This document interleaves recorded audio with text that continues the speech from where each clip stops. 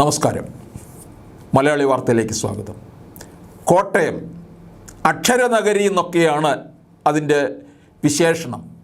അങ്ങനെ പുകൾപെറ്റ മധ്യ തിരുവിതാംകൂറിൻ്റെ ഒരു നട്ടെല്ലാണ്. കാർഷിക മേഖലയാണ് കോട്ടയത്തിൻ്റെ രാഷ്ട്രീയം തന്നെ തീരുമാനിക്കുന്നത്. കേരള കോൺഗ്രസിൻ്റെ വിവിധ വിഭാഗങ്ങൾക്ക് വളക്കൂറുള്ള മണ്ണുമാണ്. ഇത്തവണയും രണ്ട് പ്രമുഖ കേരള കോൺഗ്രസുകളാണ് ഇടത് വലത് മുന്നണികൾക്കായി രംഗത്തിറക്കിയിരിക്കുന്നത്.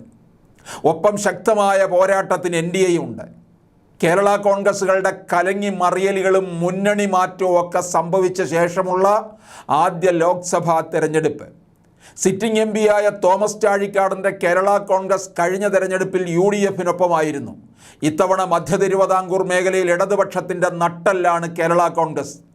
പാർട്ടി ചിഹ്നമാണ് ഇത്തവണ കോട്ടയത്തെ പ്രധാന പ്രചരണ വിഷയങ്ങളിലൊന്ന്.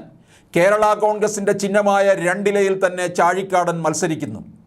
എന്നാൽ UDF-ന് വേണ്ടി മത്സരിക്കുന്ന K. ഫ്രാൻസിസ് ജോർജ് പറയുന്നത് ചിഹ്നപ്രശ്നം തങ്ങളെ ബാധിക്കുന്നില്ല എന്നാണ്.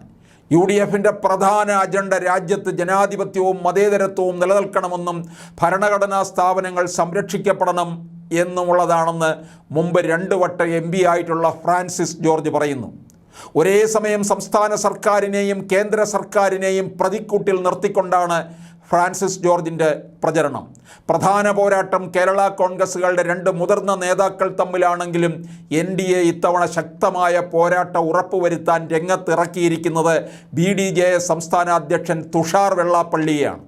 മറ്റു മണ്ഡലങ്ങളിൽ നമ്മൾ കണ്ടതുപോലെ എന്തിന് വോട്ട് ചെയ്യണം എന്ന് ചോദിക്കുന്നവരുടെ എണ്ണം കോട്ടയം മണ്ഡലത്തിലും കുറവല്ല. എന്തായാലും 2 കേരള കോൺഗ്രസ്സുകാരുടെ ഇടയ്ക്ക് നിൽക്കുകയാണ് BDJS സ്ഥാനാർത്ഥി. അത് കേരള കോൺഗ്രസിൻ്റെ പള്ളിക്കൂടമാണ് യഥാർത്ഥത്തിൽ കോട്ടയം. അവരുടെ തട്ടകത്തിൽ BDJS-ൻ്റെ മുന്നേറ്റം നമുക്ക് കാത്തിരുന്ന് കാണേണ്ടതാണ്.